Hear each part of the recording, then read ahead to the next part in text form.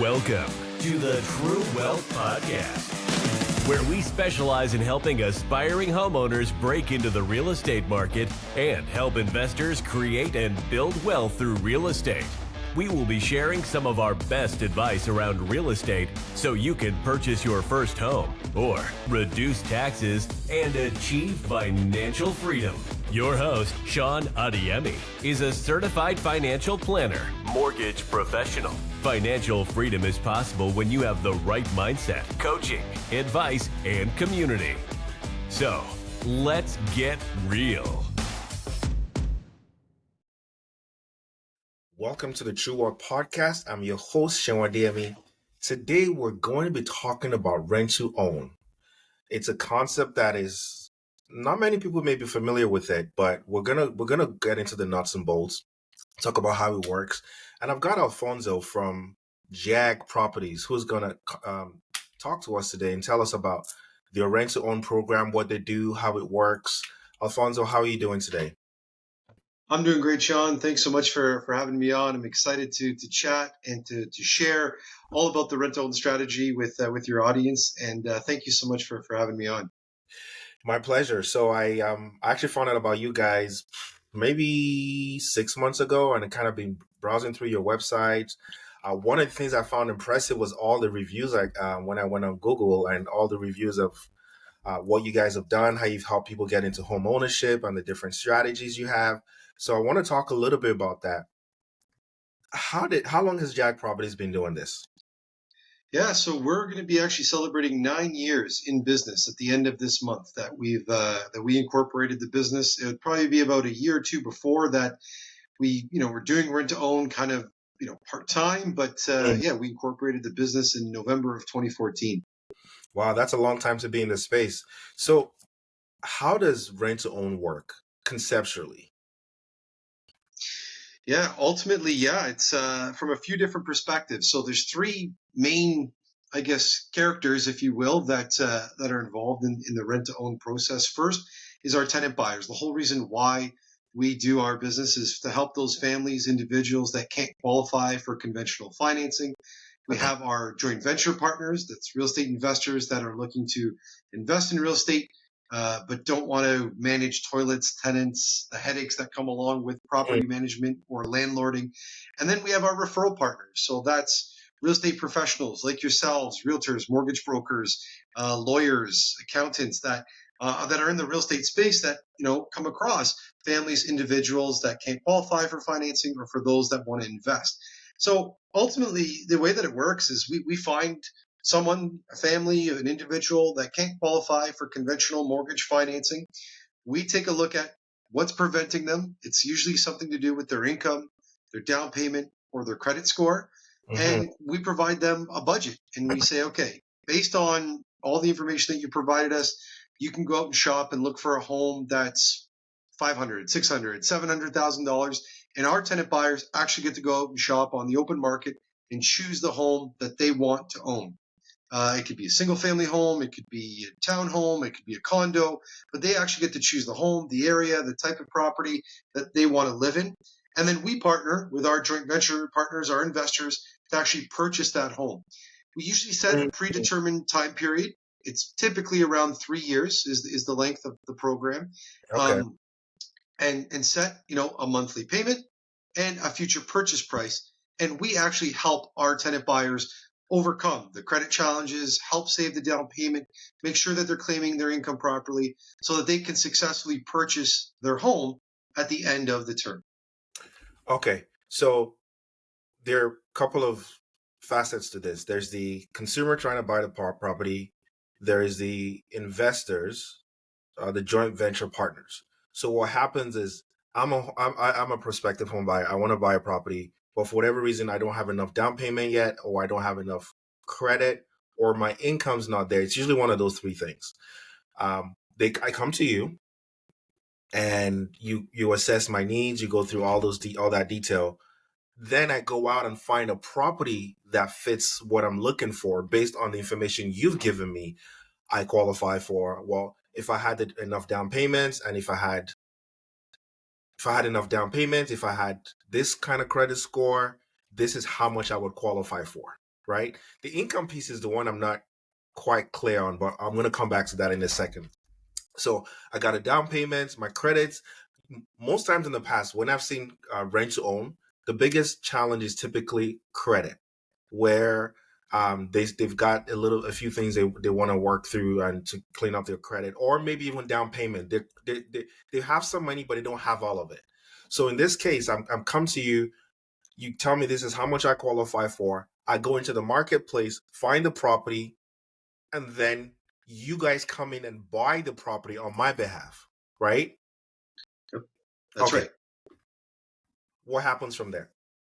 Yeah. So at that point, once we've determined that budget and the client gets to go out and actually shop, we've put together a plan, right? So you talked about the income piece, how we can make sure that the client is claiming the correct amount of income. So usually we're helping either self-employed individuals, newcomers to the country that need to establish income, or young professionals that are just getting out into the work field, Right. so that they can establish their income.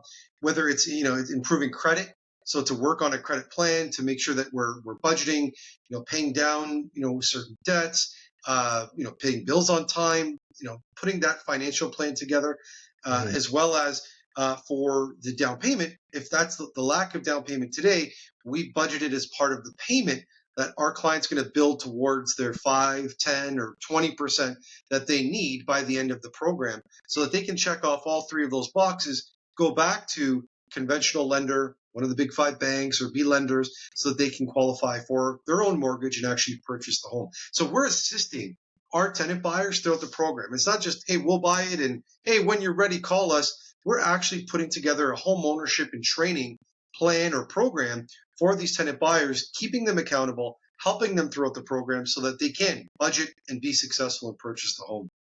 So when that home is purchased, do they get to move in right away? Yes, absolutely. So they're actually going out in a very similar fashion as if they were qualified at the bank today. So they have a number, they have a budget. They're going and looking at it. They might go look at 1, 3, 5, 10 homes before they find the one that they actually want to move in. We'll do a home inspection, make sure the property is safe, and it's a good investment for our standpoint, that it's in a good area with in an upcoming area, close to transit or other important things that are there for the client. But they actually get to move in today. So we'll go through the buying process, typically that 30, 45, or 60 days of closing, and they actually get to move into the property today as if they had already bought it and been qualified. So when you're buying the property, or when your joint venture partners are buying a property, is there a minimum down payments, or they're buying it with at least 20% down or 5% down? How does that work? Yes, yeah. Our joint venture partners, it's similar to if they were buying a rental property or an income property. They would require 20% down, qualify for the balance of the mortgage, and actually purchase the home like any other rental property. Okay, so that means a part of the plan then is, excuse me, a part of the plan is when you've worked through the budget. Let's take a $500,000 property. 20% is 100,000. So that Yep. means part of the budget is putting away that $100,000 over the length of the partnership, 3 years or 5 years or whatever that case is, or at least working on strategies to help them get that. Yes, and for our investors, they need to put 20% down at the beginning of the program. But for a lot of our tenant buyers, they don't need that 20%. Obviously, to avoid CMHC insurance, sure, they can put that 20% down. But if they're just don't have the 5%, if they have employment income, or if they're self-employed, they would need 10% down at the end of the program. So we're looking at the individual tenant buyer to see, do they need to get 5%, 10%, or 20% by the end of the program. They do need to enter into the program with a minimum of, say, 3% is our minimum to enter into the program, and then they get to build towards 5, 10, or 20% by the end of the program. Okay, so when they're entering the program, they're not coming in with this property, I must purchase it with 20% down. Our tenant buyers? No.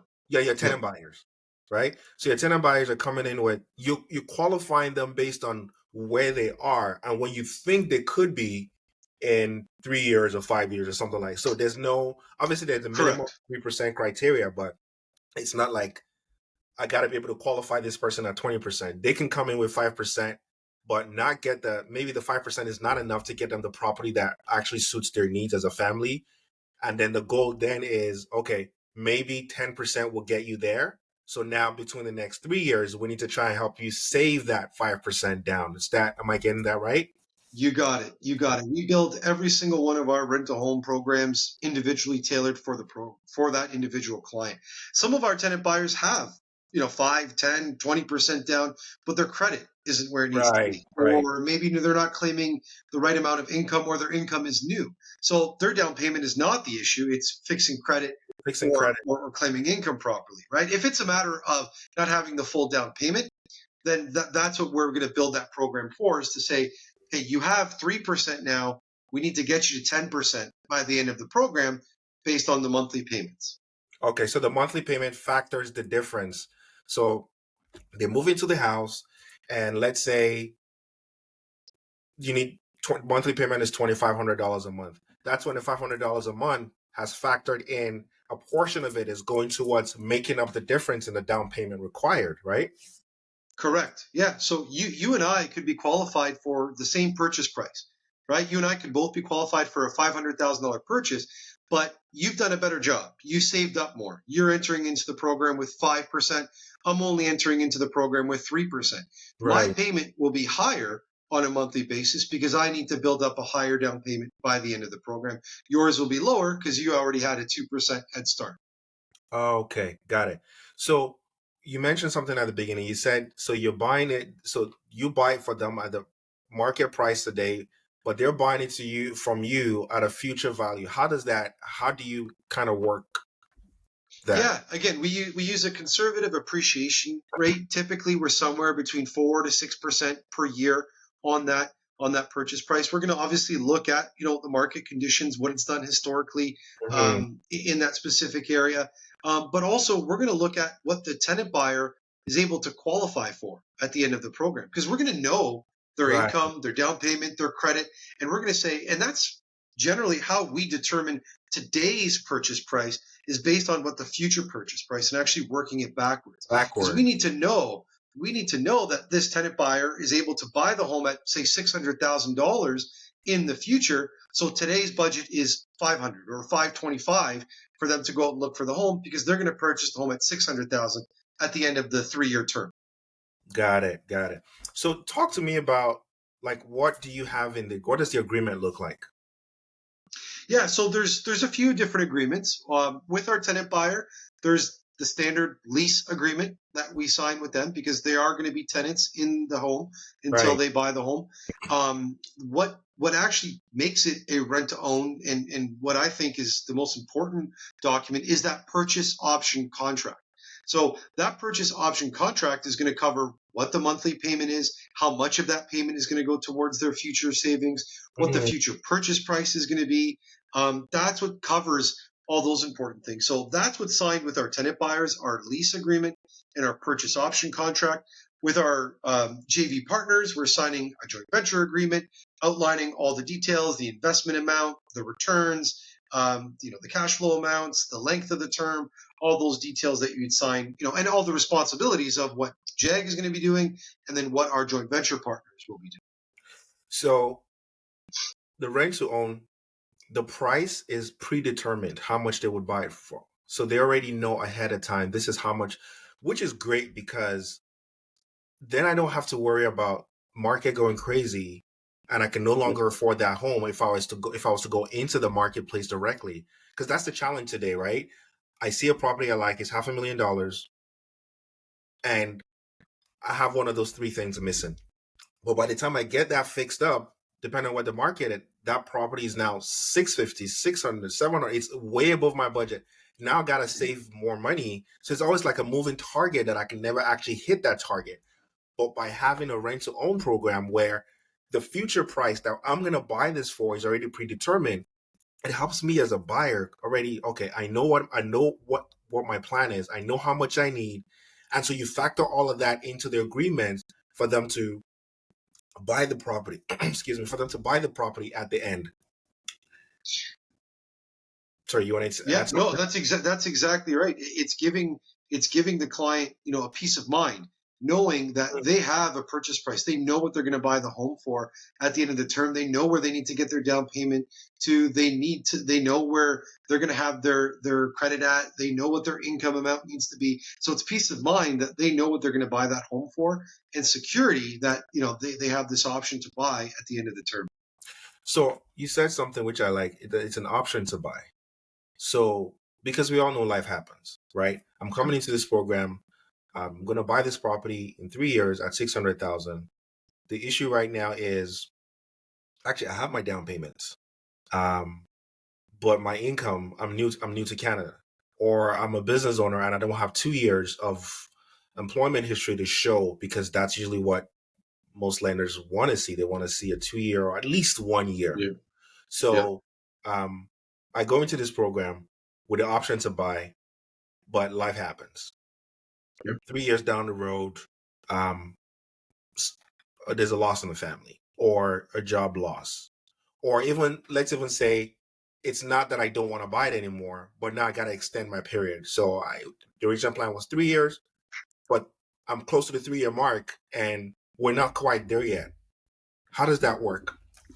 Yeah, the way that we've built our program is that we have constant communication throughout the term with our tenant buyers as well. So our rent-to-home coaches are actually working with the tenant buyer throughout the program. So if it's 3 months, 6 months, a year and a half, every 4 months, every 3 to 4 months, our team is constant contact with that tenant buyer to making sure that they're working towards their goals. Like you said, that, no life circumstances, things are on track. But if we're, 2 years or 2.5 years or 3 years now into the rent to own program and our tenant buyer is unable because their credit isn't quite there yet, or, they haven't, properly claimed their income, or their taxes are delayed, whatever the case may be. If they're current on their rent and they're continuing to cooperate and work with us in a cooperative fashion, we can extend that program. So we've extended programs from 3 years to 4 years, or 4 to 5 years in some cases, to give them the time to correct the issues or correct what they need to do so they can qualify for their home. We want to help people. They've chosen the home. They want to live there.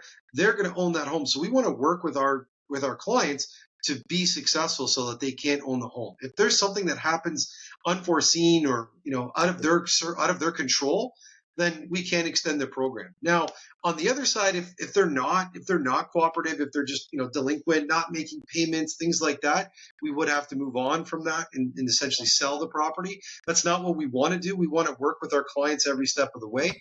But I always say, we act maybe in a similar fashion as a bank, that if you don't make your mortgage payment for, say, 3 or 4 or 5 months in a row, well, you're gonna get foreclosed on. So that's a similar type fashion. But we want to work with our clients as much as we can.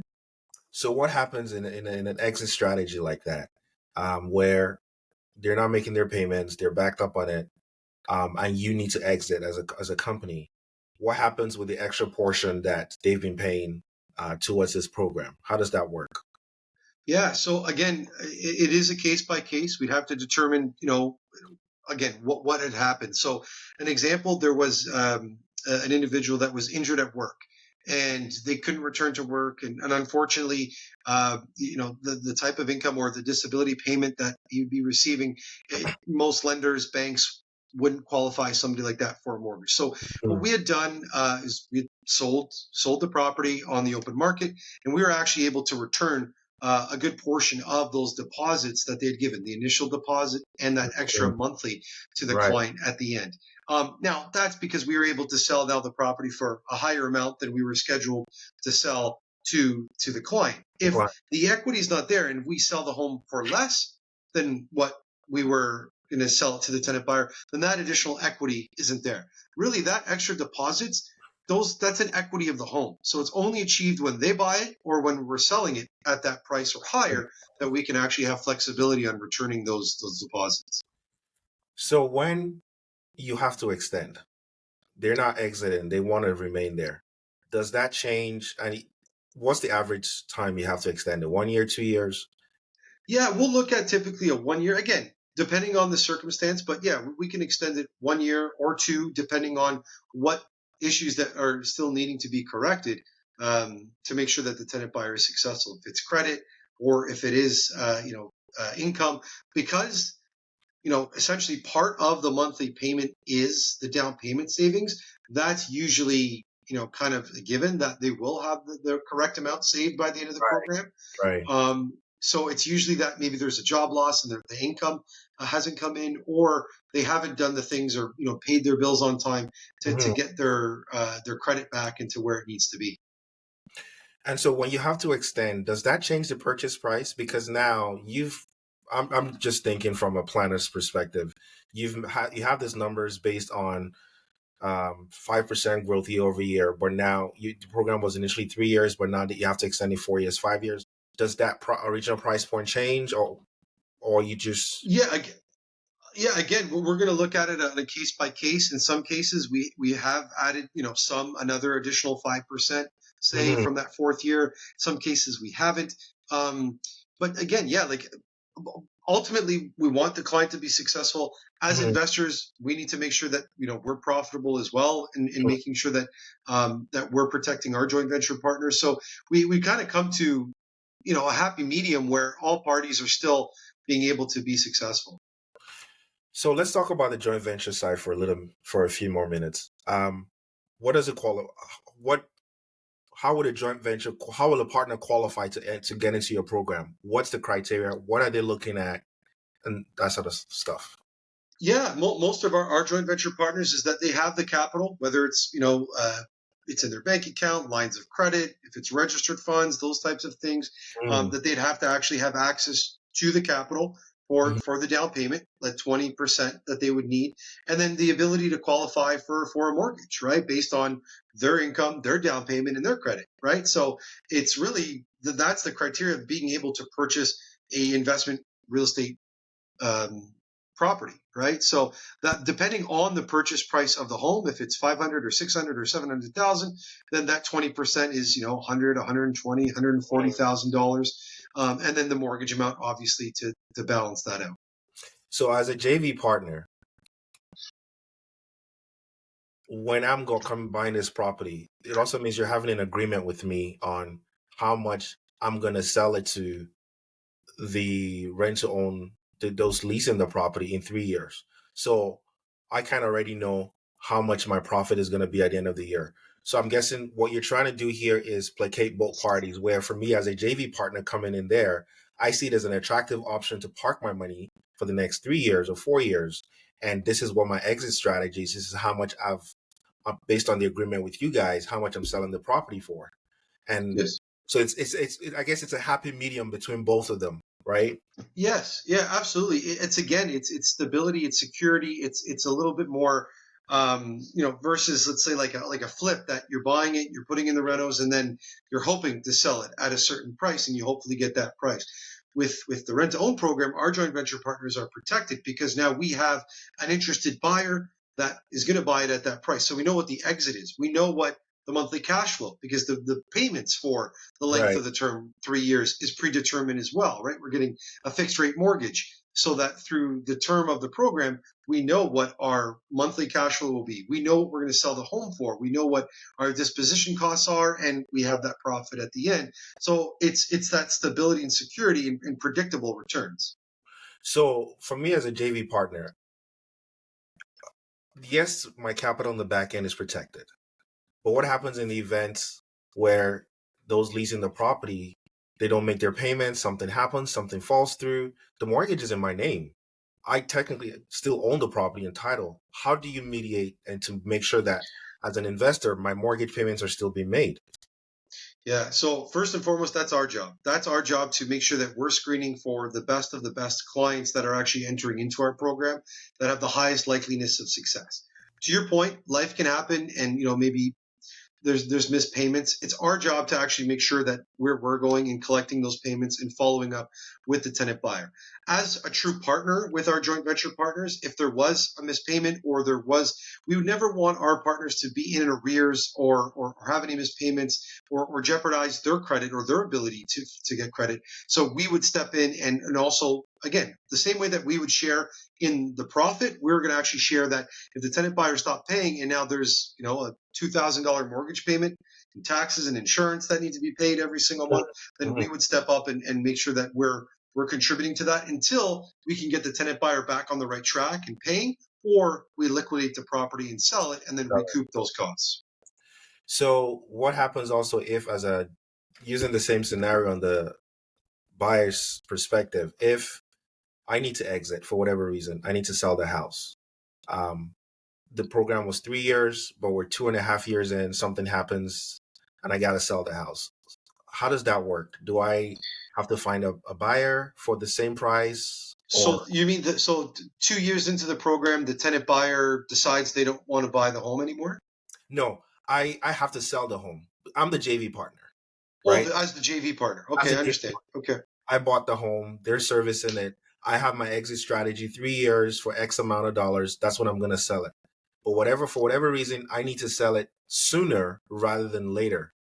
Have you encountered that before? And how does that work? Yeah, we haven't really encountered a joint venture partner that wanted to exit before the original term of the deal. We have had a circumstance where, there was a 3-year program that we were extending to a 4th year, but the joint venture partner wasn't able to or didn't want to extend it to that 4th year. So at that point, we were able to replace that joint venture partner with another partner.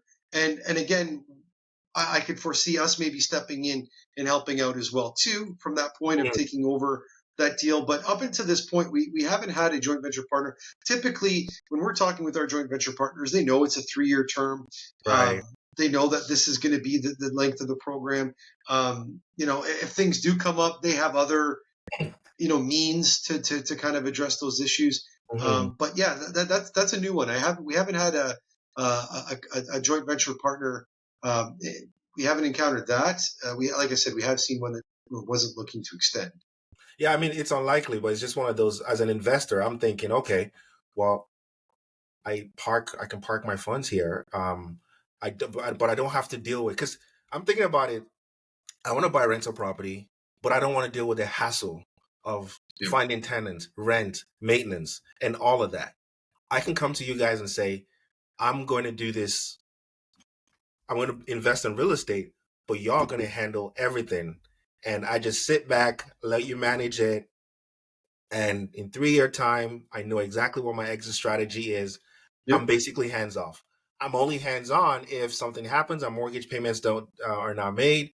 And then I'm thinking about it as an investor, and I think it's a great idea for those who don't really like the dirty work of managing properties. It can be hard, especially as you own more properties. So this could be a neat strategy. The returns may not be as great because I'm not selling the property at market value in 3 years, but at least there's peace of mind that if I bought this property for $500 and my agreement is $600,000 in 4 years or in 5 years, at least I have that peace of mind of what my exit strategy is.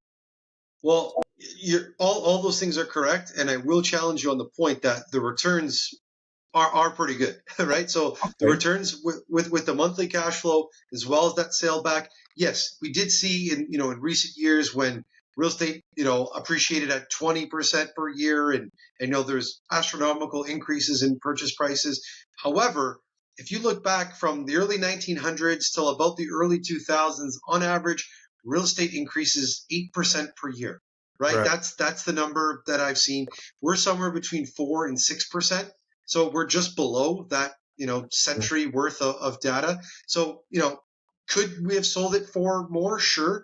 However, the monthly cash flow, the end sale to the tenant buyer, there is a great return. On average, our investors are seeing anywhere from, 17%, 18% per year on their investment. Interesting. So maybe take a few more minutes to explain the investor side for me. So you said monthly cash flow.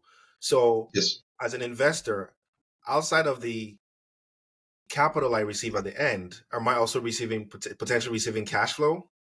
You got it. Yep, absolutely. So you're going to get a fixed rate mortgage. That number is going to be fixed for 3 years. There's taxes, insurance on the property.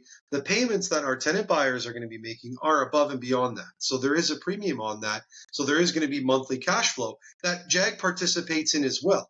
So that's where the true partnership comes in of us placing the best of the best clients in there because it's not like a management fee and we're just going to say, Sean, you know what, pay us, $500 a month, whether we collect rent or not or whatever, we're going to make our Right. money.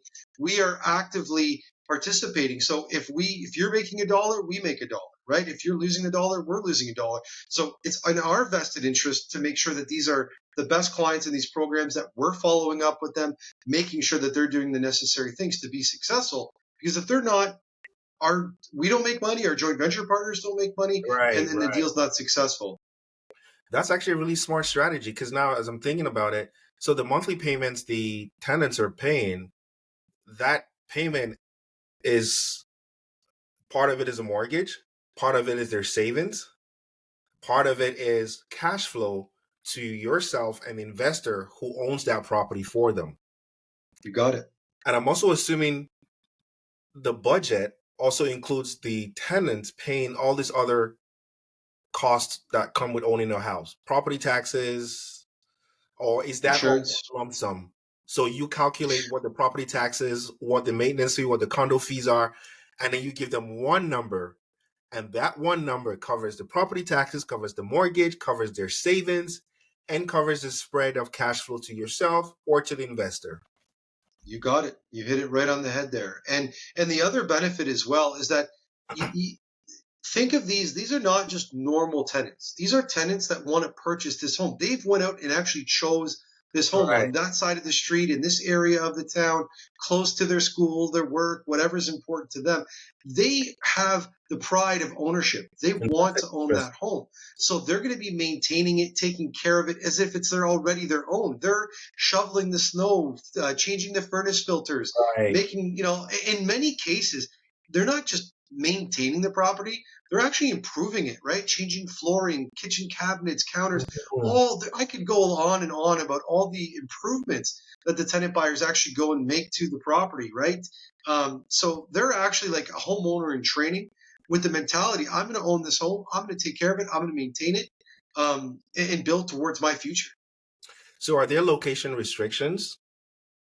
Or We work across the province of Ontario. So we've worked as far as Ottawa, back out to Windsor and Sarnia, around the Golden Horseshoe, Hamilton, Niagara area, up north in Barrie.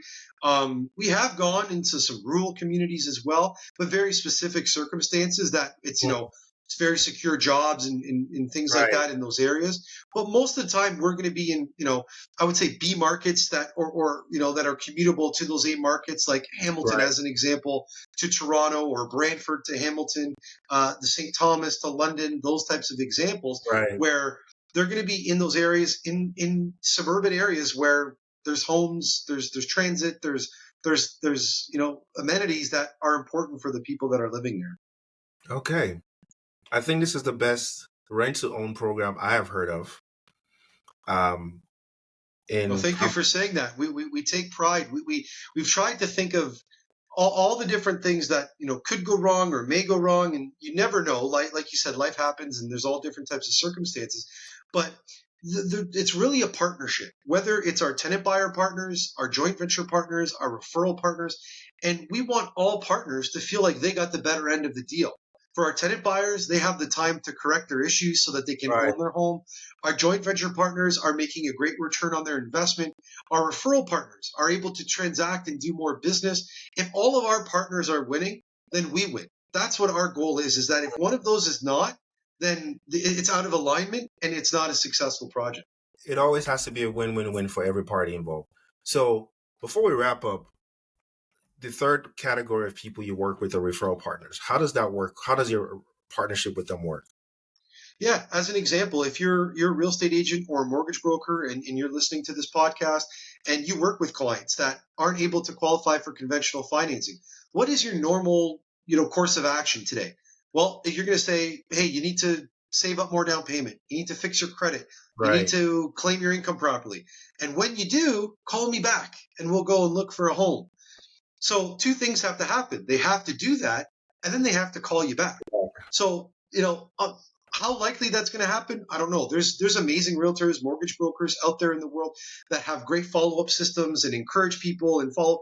But for those types of people, if you're not transacting on that deal today, you're not getting paid. So you're going to go to where the deal is. So for those if you're a real estate agent, you can refer that client to us today, and you still get to go out and actually shop and look for the home with the tenant buyer and actually be the buying agent on the property. If you're a mortgage broker, you refer them to us, and we pay a referral fee in a very similar fashion as if you had placed them with an A lender or a B lender or a normal mortgage, right? So we Right. want to encourage people to refer them to us so that they don't have to send them away, hope they do something and come back, is now there's something that they can do immediately.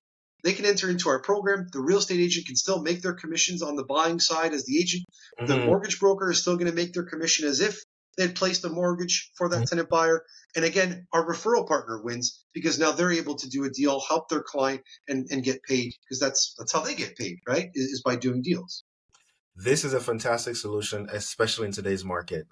Market is. I was just on another call, and the same cries everybody's saying. It's housing is unaffordable. There, like you have people making really good money, but they can't get into homes now because the interest rates are insane and they can't qualify. But having somebody step in to say, "Let me help you. Let's work together. Let's create a win-win-win scenario," is fantastic.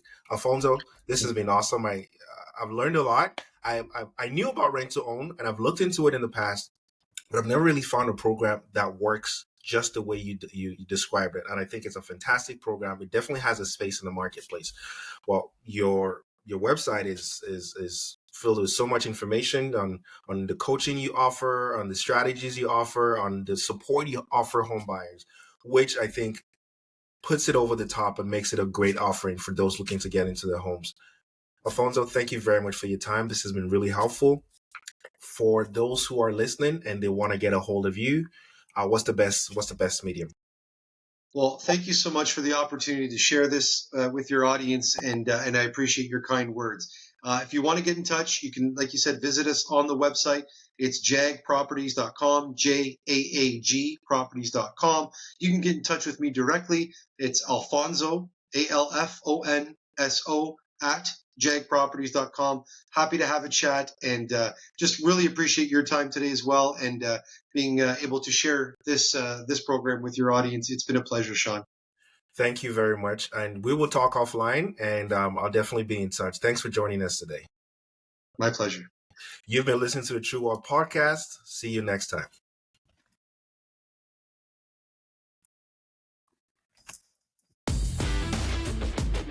This is all the time we have for today. Thanks for listening to the True Wealth Podcast. Don't forget to rate, share, and subscribe to the True Wealth Podcast on your favorite podcast platform. Follow us on Instagram, Twitter, or Facebook at True Wealth Pod. We'd love to hear from you. Share your thoughts, ideas, and questions with us on our social media platforms or email us at podcast@truewealthadvisors.ca. And who knows, your question might be the subject of a future episode.